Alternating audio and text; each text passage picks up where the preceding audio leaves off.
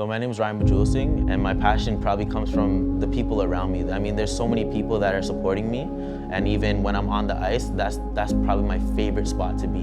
And once you have that mentality, you know that this is what you want to do for the rest of your life. The character is what's going to allow us to go home for that long drive and just be satisfied with what just happened.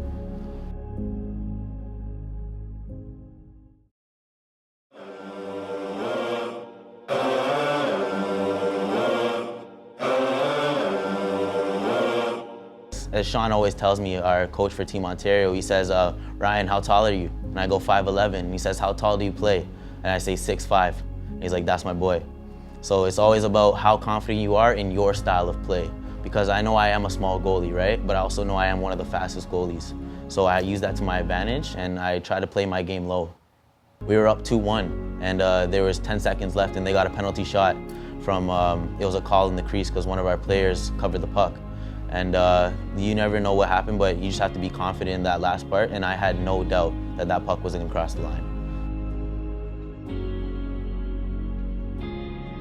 But Junior A, I have been to a couple Mississauga Chowder camps, NCAA, Michigan University camps, so I have been involved with this kind of caliber of hockey, so it wasn't too new to me, and I was kind of comfortable with it. Definitely my confidence and communication, and also off the ice, I'm very supportive with my players. If I see one of my defensemen out of line in a certain position, or they're not doing something right, I will reflect what the coaches have reflected on to the whole team. And I'll remind them the systems, and I'll remind them where they should be or where they shouldn't be. And that's a good thing to have, because some goaltenders, they are quiet, and it's very important to voice yourself as a goaltender. I met Ryan at the tryouts for Team Ontario going back about 3 months ago, and it was a unique scenario for me. And you know, it's interesting when you're looking and evaluating goalies. The trend is looking at larger goalies, those about 6 feet and taller. And this kid came out on the ice, and he came highly recommended to us. And he shows up. He's about, gosh, I'd put Ryan at about 5'10", 5'11". And he was not the most orthodox goalie either. So I'm watching him during the skates, and you know, at first you want to look at technique, you want to look at agility, you want to, you know, up and down, post to post, and rebound control and all this. And he was spotless. He was truly spotless in his delivery and in his production on the ice. But as a coach, you know, I'm always looking at, is this kid big enough to fill that net? And this kid proved me wrong. In every aspect of the word, he proved me wrong. Top 3 strengths. Number 1, hands down, is speed. And I guess you could attribute speed to agility as well. Number 2, communication. Number 3, character. And you could flip that in any order you want.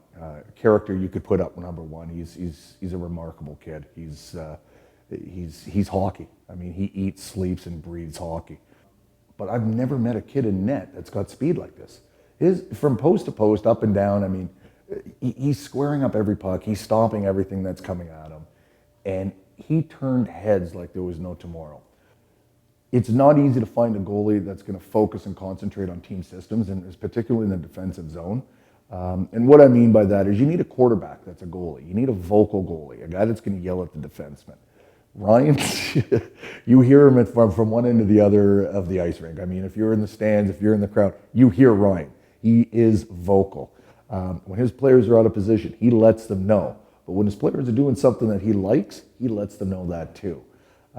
Ryan's the first guy, if it's not his game, if he's not starting and he's on the bench, he's the one opening the gate. He doesn't want the assistant coaches doing it. He wants to be the one opening the gate because he wants to be involved with his boys.